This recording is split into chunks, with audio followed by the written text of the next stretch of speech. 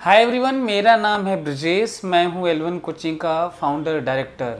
आज का टॉपिक है कि आईएएस ऑफिसर जो बनते हैं वो मैथ स्ट्रीम के ज़्यादा होते हैं। आईआईटीएन ज़्यादातर उस इंजीनियरिंग डिपार्टमेंट के होते हैं। मैथ साइड का मतलब है रेशनैलिटी, लॉजिक्स उनके अच्छे डेवलप हो जाते हैं। अब हम लोग को समझना है कि इसके पीछे रीजंस क्या हैं। 20% ही बाकी अदर स्ट्रीम के, अदर फील्ड के बच्चे आईएएस क्वालिफाई करते हैं, ज़्यादा क्यों नहीं करते। हालांकि सर्वे आ चुका है पिछले 25-30 सालों का कि मैथ साइड जो इंजीनियर्स हैं वो कभी 60-65% क्वालिफाई कर रहे हैं, कभी 70%, कभी 80%, 90% तक बच्चे इंजीनियर्स क्वालिफाई कर रहे हैं। क्वालिफाई का सेंस है यूपीएससी एक एग्ज़ाम होता है। पिछली साल 10 से 11 लाख बच्चे बैठे थे, उसी में टॉप रैंकर्स जो होते हैं वो आईएएस ऑफिसर बनते हैं, जो हमारे देश की सबसे बड़ी एडमिनिस्ट्रेटिव पोस्ट है। हर एक बच्चे का ख्वाब होता है कि वो आईएएस बने। कभी मेरा भी था, ज़्यादातर लोगों का होता है। खूब पेरेंट्स के बीच में होता है कि हमारे घर में, हमारे परिवार में, हमारे रिश्तेदारों में कोई आईएएस ऑफिसर बने। आईएएस ऑफिसर का मतलब हो गया जनरली एक कलेक्टर होता है ना, डीएम, डिस्ट्रिक्ट मजिस्ट्रेट। अब क्वेश्चन ये उठता है कि जो बच्चे हैं जिनका ख्वाब होता है वो पूरा कैसे करें। केवल ख्वाब बनाने से यदि चीज़ें मिल जाती, अचीव कर लेते अपने गोल को, तो फिर बात ही क्या होती। अब ये है कि 80% जिनकी बात मैं कर रहा हूँ, 70-80% बच्चे मैथ साइड के क्यों होते हैं। इसका रीज़न है रेशनैलिटी, लॉजिक्स, जो एनालिटिकल, जो रीजनिंग है उनका अच्छा हो जाता है। औरों की अपेक्षा जो वो कोर्सेज जो ऑप्शनल लेते हैं, जिनकी पढ़ाई करते हैं ऑप्शनल सब्जेक्ट लेकर, वो ज़्यादा अच्छे ढंग से देख पाते हैं। साइंटिफिक अप्रोच होता है, उनके कॉज एंड इफेक्ट बेस्ड चीज़ें होती हैं। जैसे मैं कहूँ कि 1999 के बाद स्केलिंग आ गया, हर प्रोपोर्शन में हर स्ट्रीम से बच्चे लिए जाएंगे। जब ये लागू हो गया नियम, तब क्या हुआ, तब ये हुआ कि बच्चा आईआईटी से पढ़ा, किसी गवर्नमेंट इंजीनियरिंग कॉलेज से पढ़ा, या फिर प्राइवेट इंजीनियरिंग कॉलेज से पढ़ा, मतलब मैथ्स लेकर पढ़ा, इंजीनियर बना। लेकिन अब उसके अंदर एक कीड़ा था आईएएस बनने का, यूपीएससी क्वालिफाई करने का। वो अब अपना सब्जेक्ट नहीं ले रहा है, वो ऑप्शनल में वो पॉलिटिकल साइंस ले रहा है, हिंदी लिटरेचर ले रहा है, पाली भाषा ले रहा है, कोई इंग्लिश लिंग्विस्टिक ले रहा है, वो हिस्ट्री ले रहा है, वो इकोनॉमिक्स ले रहा है। अब समझिए, जो लोग बीए, बीएससी और अलग अलग स्ट्रीम से करते रहे, जो बीए हिंदी लिटरेचर से किया है, पूरा उसी में अपना दिन भर खपाया है, कई साल खपाया है, उसको एक बच्चा मैथ साइड का इंजीनियर उसे पीछे छोड़ दे रहा है। ऑप्शनल सब्जेक्ट हिंदी लिटरेचर लेकर, इकोनॉमिक्स लेकर, वो पढ़ा नहीं, बस ऑप्शनल में ले रहा है। यूपीएससी क्वालिफाई करने के 3 स्टेजेस हैं। प्रीलिम्स है, mains and interview. Prelims qualifying है, लेकिन मेंस और इंटरव्यू, ऐसे राइटिंग, आप समझ रहे कितना डेप्थ चाहिए। वहाँ पे लिखने में लोगों के हाथ कांप जा रहे हैं, मतलब लोग सोच रहे हैं कि हम क्या करेंगे, हार्ट बीट बढ़ी रहती है। लेकिन वही जो बच्चा मैथ्स साइड का होता है, हालांकि बायोलॉजी के भी एक लड़की कभी टॉप की थी, बायोलॉजी स्ट्रीम से थी, डॉक्टर थी, एमबीबीएस की हुई थी। तो ऐसे भी बच्चे हैं, बायोलॉजी वाले भी हैं, लेकिन ज़्यादातर इंजीनियर्स हैं। क्वेश्चन ये है कि बाकी बच्चे क्यों नहीं कर पाते। इसलिए नहीं कर पाते क्योंकि वो इन्वायरमेंट उनको नहीं मिल पाता, डिबेट डिस्कशन नहीं कर पाते, उनका साइंटिफिक अप्रोच कम रह जाता है। आए दिन आपको टॉपर्स आईएएस ऑफिसर, आईआईटीएन मिल जाएगा, 1-2 साल में हमेशा फर्स्ट रैंक उसी का। टॉप 10 में इंजीनियर्स देखेंगे, 4-5 इंजीनियर्स होते हैं, उसमें भी ज़्यादातर आईआईटीएन होते हैं। ईरा सिंघल फर्स्ट रैंक आया था यूपीएससी में, आईएएस बनी हुई हैं। मैं उनका जब इंटरव्यू देखा, रवीश कुमार ने इंटरव्यू लिया है, जब एनडीटीवी में हुआ करते थे, बहुत सारे लोगों ने इंटरव्यू लिया है। जब यूपीएससी में फर्स्ट रैंक आता है तो हर चैनल वाले, हर यूट्यूबर्स, हर एक लोग उनका इंटरव्यू लेते हैं। एक लंबी सी फहरिस्त रहती है, वो इंटरव्यू दे दे के थक जाते हैं। हालांकि मेरी नज़र में तो फर्स्ट सेकंड थर्ड ऐसे कुछ बहुत ज़्यादा नहीं होता, लेकिन पता नहीं एक पब्लिक में है परसेप्शन की फर्स्ट मतलब पता नहीं क्या हो जाता है। तो आप लोग ईरा सिंघल का यूट्यूब पे इंटरव्यू है, आप ज़रूर देखिए, बाकी सब भी देख सकते हैं। वो मोटिवेशनल स्पीकर हो चुके हैं, उनका स्पाइनल कॉर्ड एस टाइप का हो गया है, बहुत छोटी सी हैं, मतलब ये इस टाइप की हैं। वो हाइट बहुत कम है। जो उनके साथ में गार्ड चलते हैं 4-5, उनका बैग और सूटकेस ब्रीफकेस लेकर, मतलब कितनी सरप्राइजिंग है। लोग अपने लुक पर ध्यान दे रहे हैं, लोग अपने सोच रहे हैं, पैसे पे ध्यान दे रहे हैं, अपने जगह ज़मीन पर, लेकिन उनका इंटरव्यू सुनिएगा। वो बुक्स एविड रीडर हैं, बुक्स रीडर हैं, वो एविड रीडर हैं। वो इतनी किताबें, घर में लाइब्रेरी, उनके लाइब्रेरी बनी हुई है, पूरा किताबों से भरा कमरा है, आज भी पढ़ती हैं। Motivational speakers, as a motivational speaker की तरह मैं कहीं सुना था उनका कि इंजीनियरिंग, कोई पूछा था बच्चा कि आईटीएन या इंजीनियरिंग के बच्चे कैसे ज़्यादातर संख्या में क्वालिफाई करते हैं, तो वो डेटा दी थी कि 70-80% इंजीनियर्स क्वालिफाई कर रहे हैं। रीज़न यही है। वो भी कहीं हमें शायद सुभाष चंद्र इंजीनियरिंग कॉलेज, कोई आप वो देखिए आईटीएन नहीं है। वो एक बार वो आईआरएस थी, शायद उनको कोई पोस्ट मिलना था लेकिन ज्वाइन नहीं की, फिर वो तैयारी की, माँ बाप का बड़ा सपोर्ट था। मैं बताऊंगा तो ज़्यादा अच्छा नहीं रहेगा, आप इंटरव्यू देखिए, बहुत शानदार इंटरव्यू है। कहने का मतलब ये है कि हमें ये समझना होगा कि हम उसकी कैपेसिटी, वैसे अक्सर मैं अपनी स्पीच में, एड्रेस में बोलता रहता हूँ कि पोटेंशियली सभी बच्चे बराबर होते हैं, लेकिन क्या आपका जो जर्नी है, क्या आपकी जो यात्रा रही है, पास्ट जो रिकॉर्ड है आपका, क्या कहता है? क्या अभी उसके लायक हैं, अभी जम के वो तैयारी करने वाला, बोलने लायक? तो एक तो मैं बताया कि आप इंस्पायर पहले होइए, उनकी तरफ बनने की कोशिश करिए, टॉपर्स इंटरव्यू देखिए। वैसे मैं ये नहीं कहता कि आईआईटीएन ही बहुत अच्छा बोल लेते हैं, मैं ये भी नहीं कर रहा हूँ कि टॉपर्स हर ज़िंदगी में बहुत अच्छा करता है। यूपीएससी का टॉपर, एक आईआईटी में फर्स्ट रैंक आया था, सतवत जगवानी, आईआईटी में फर्स्ट रैंक, कहीं पे इस समय कहीं बड़ी कंपनी में जॉब कर रहा है। लेकिन हमें जब मैं उनका इंटरव्यू देखा, बंसल क्लासेस कोटा जो इस समय अब बंद हो गया, बंसल सर बगल में बैठे हुए थे, इंटरव्यूअर उससे पूछ रहा था कि बताओ तुम कौन सी बेस्ट मूवी लगी, तो वो कुछ नाम लिया कि मूवी तो नहीं देखता, कम देखता हूँ। फिर उसने इंटरव्यू लेने वाले ने पूछा कि क्या आप 3 इडियट्स देखे हैं, तो कह रहे कि शायद हमने देखा है, उसमें आमिर खान का अच्छा रोल इस टाइप का है। हम कह शायद कैसे कोई लगा सकता है? आप अपनी बातचीत में शायद लगा रहे हैं, हर जगह वो शायद लगा रहा है। पर्सनालिटी बहुत डाउन है, लेकिन वो नंबर गेम में अच्छा है, वो थ्योरेटिकल और न्यूमेरिकल पार्ट में अच्छा है, पर उसकी जो लाइफ है ना, स्पोर्ट्स स्पिरिट नहीं है, वो अच्छा मतलब बोले अच्छा स्पीकर नहीं है। तो क्या आपके अंदर ये धीरे जो ग्रेजुअल डेवलपमेंट है, क्या आपके अंदर आया है? नहीं आया तो इतना आसानी से ख्वाब देखना कि हम यूपीएससी क्वालिफाई करेंगे, आईएएस बनेंगे, अब ये सही तरीका नहीं है।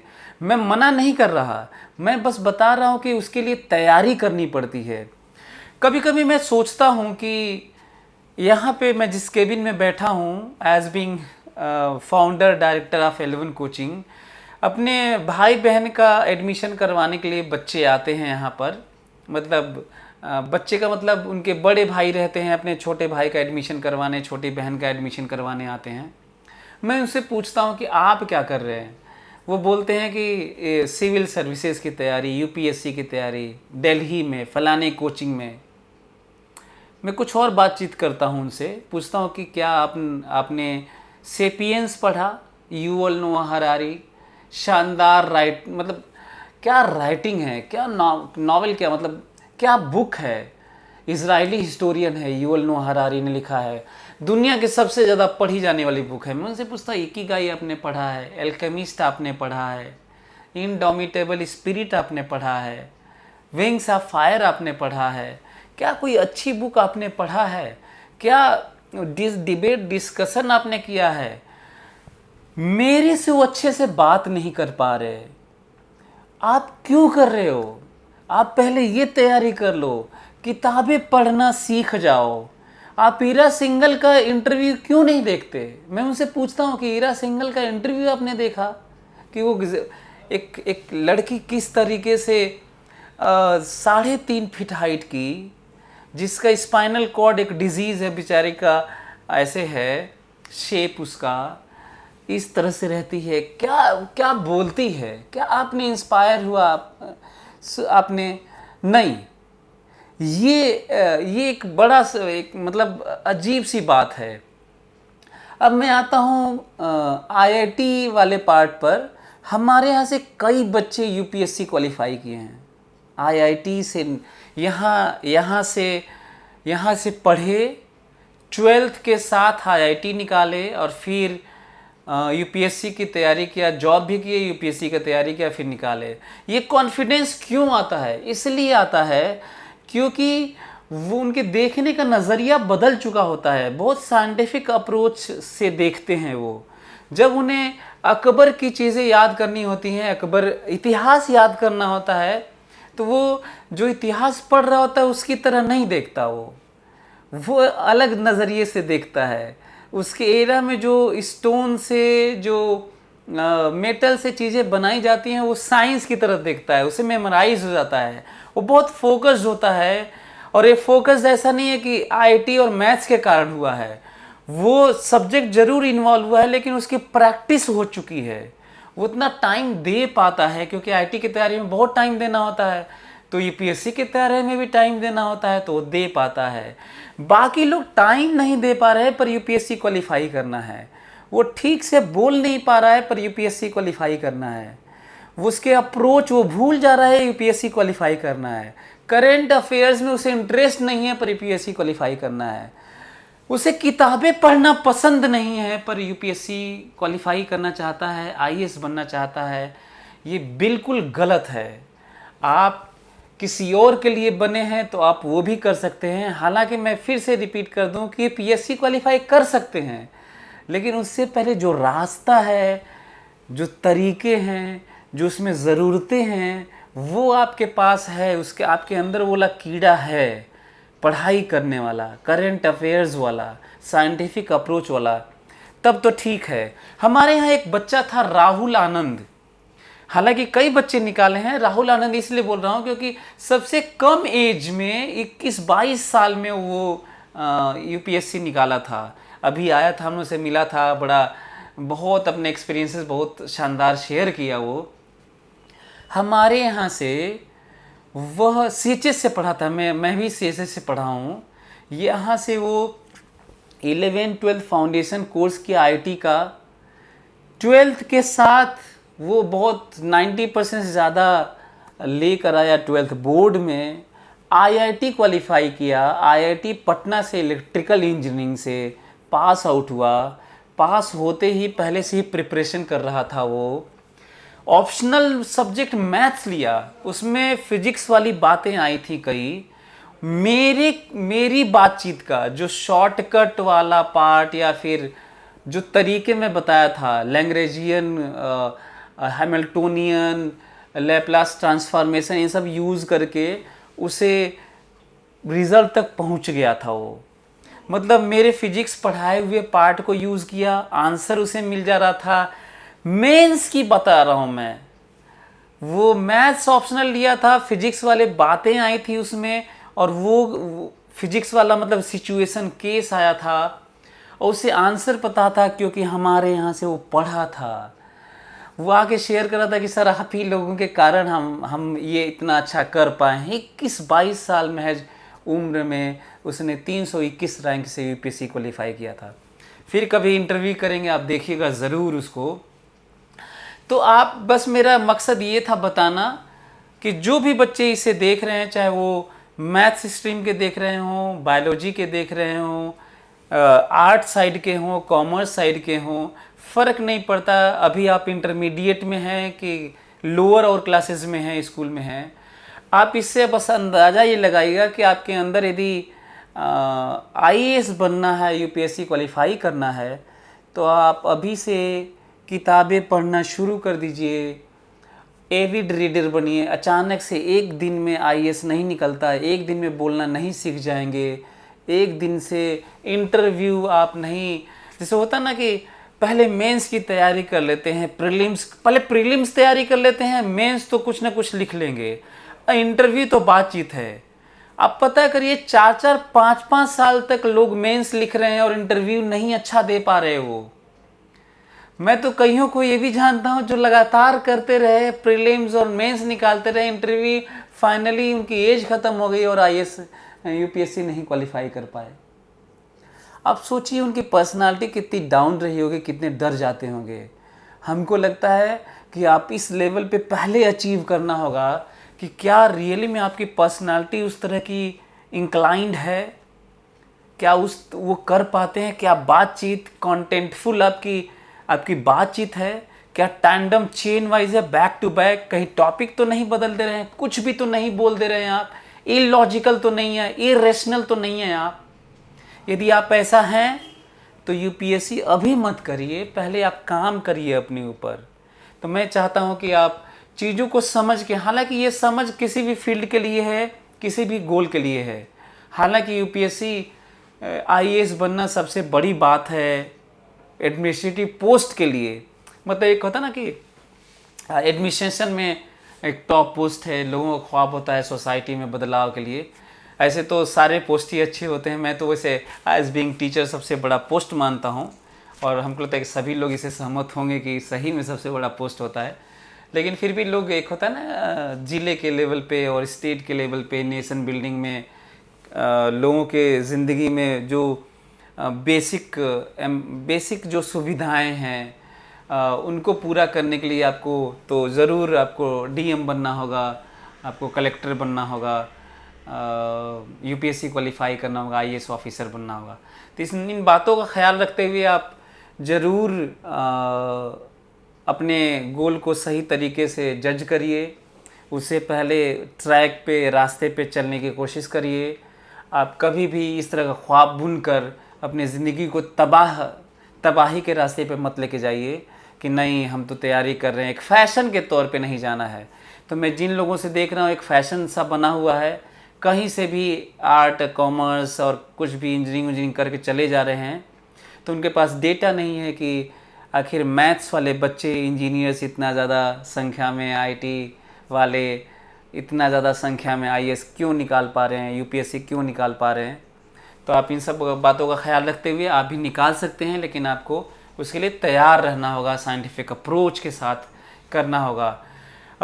एक अंतिम बात कहूँगा कि जो 20% बचे हुए हैं, 20-30% जो बच्चे आर्ट साइड के निकालते हैं, हिस्ट्री वाले, हिंदी लिटरेचर वाले, पाली भाषा वाले, चाहे इकोनॉमिक्स वाले, ये लोग जो एग्रीकल्चर वाले, चाहे ये लोग जो निकालते हैं, आप पता करिएगा, आप इंस्पिरेशन इनसे ले सकते हैं, पर कौन निकालते हैं पता है? वो लोग रियली में किताबें पढ़ने वाले लोग होते हैं, साइंटिफिक अप्रोच वाले लोग होते हैं। वो मोबाइल और सोशल नेटवर्किंग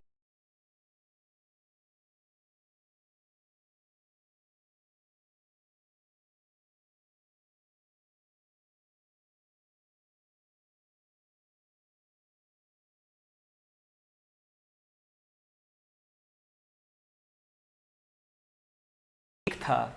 इसका मतलब ये है कि आप किसी भी स्ट्रीम के हो, लेकिन साइंटिफिक अप्रोच होना चाहिए।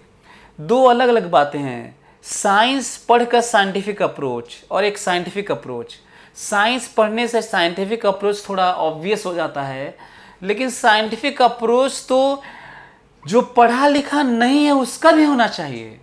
As a human being, evolution के लैडर पे टॉप पे जो ह्यूमन बीइंग आते हैं उनका तो साइंटिफिक अप्रोच इनबॉर्न होता है, इंस्टिंक्ट होता है, उनकी सोच ही साइंटिफिक होनी चाहिए, लेकिन लोग नहीं हैं। तो मैं विश करता हूं कि आपका बने जल्दी से, आप लगातार उस पर साइंटिफिक अप्रोच पे काम करिए और जम के तैयारी करिए और आप यूपीएससी निकालिए। Thank you so much, wish you all the best.